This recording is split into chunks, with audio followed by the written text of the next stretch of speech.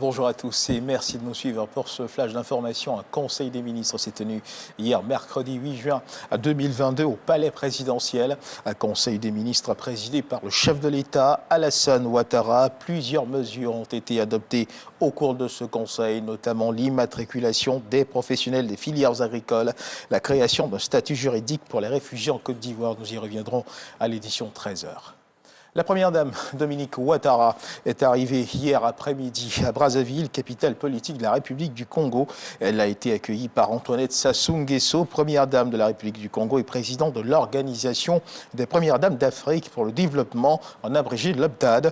L'ambassadeur de Côte d'Ivoire au Congo et des membres de la communauté ivoirienne basée dans ce pays. La première dame, Dominique Ouattara, prendra part à la 26e Assemblée générale de l'OPDAD, l'Organisation des premières dames d'Afrique pour le développement, qui se tiendra les 9 et 10 juin au centre de conférence internationale de Kintélé, commune située au nord de la ville de Brazzaville. Notons que plus d'une dizaine de premières dames d'Afrique sont attendues à ces assises, dont les travaux seront marqués par l'élection de la nouvelle présidente de l'OPDAD.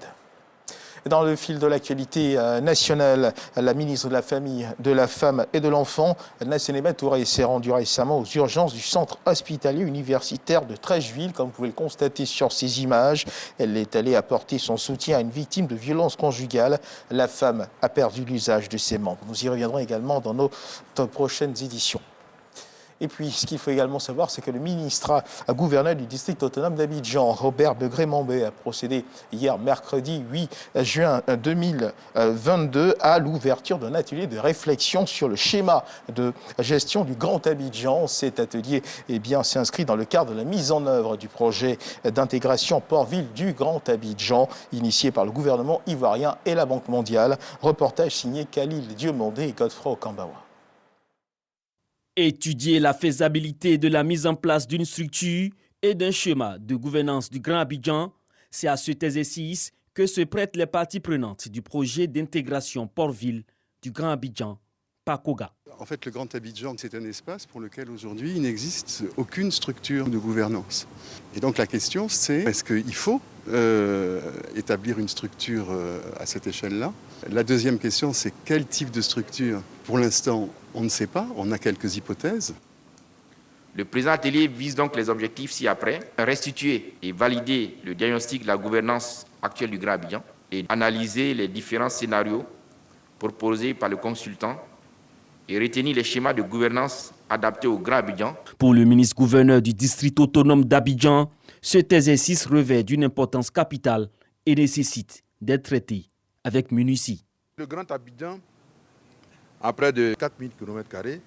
Il y a plus de 7 millions d'habitants, ce qui représente un peu plus de 51% de la population urbaine de Côte d'Ivoire. Nous devons tout faire pour qu'on puisse tirer au maximum profit de l'interaction que les instruments spatiaux de ce Grand Abidjan peuvent offrir à la Côte d'Ivoire. Imaginez demain que nous ayons des logements sociaux à Dabou, à Alépé, et qu'il y ait des trains à grande vitesse qui relient ces grandes villes-là à Abidjan. En moins de 20 minutes, vous êtes à Abidjan. Donc ça va demander du travail aux ingénieurs. À l'issue de cet atelier, un document comportant les propositions relatives à la gestion du Grand Abidjan sera mis à la disposition des autorités gouvernementales pour analyse et adoption. Le projet d'intégration port-ville du Grand Abidjan, PACOGA, a été initié par l'État de Côte d'Ivoire et la Banque mondiale pour un coût global de 217 milliards de francs CFA.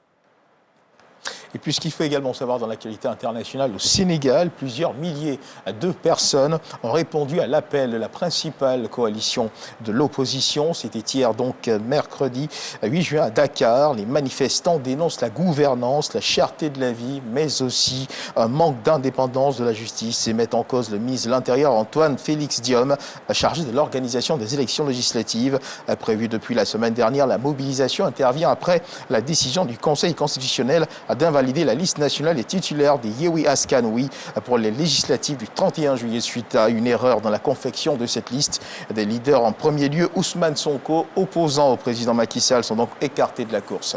Et on termine ce tour de l'actualité internationale avec cette information. En visite à Kinshasa, le roi Philippe de Belgique s'est rendu au nouveau musée national de Kinshasa. Durant l'événement, un masque très rare a été rendu à la RDC en présence du président Tshisekedi.